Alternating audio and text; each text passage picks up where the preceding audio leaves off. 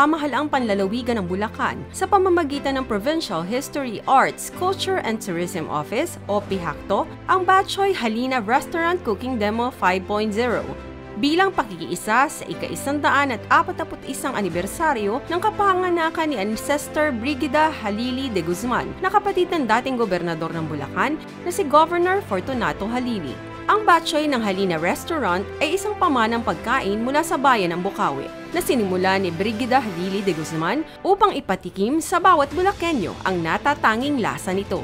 Ang bersyong ito ng Batchoy ay naiiba sa sikat na Lapas Batchoy na nagmula naman sa Iloilo. Wala itong sangkap na miswa o noodles, bagkus ay pinagmamalaki nila ang kakaibang paraan nila ng pagsute. Kaya po kami nagdaos nito ay upang ipakilala ang Batchoy ng Halina Restaurant ay isang katutubong pagkain o ulam sa ating tahanan.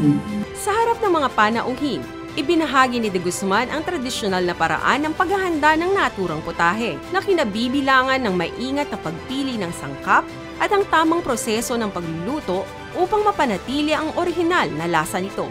Ang ingredients po, una, luya, green onion, sibuyas, bawang, ang longo, ang bato ng baboy, at saka lapay, at saka tumunti ka panggisa.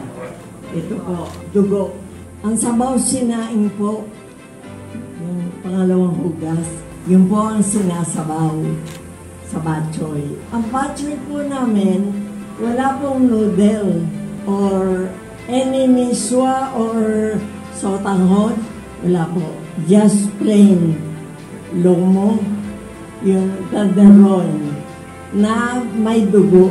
Ang natatanging cooking demo ay umani ng positibong pagtanggap mula sa mga dumalo na nagpahayag ng paghanga sa pamilya at sa patuloy na pamana ng Halina Restaurant sa larangan ng pagluluto.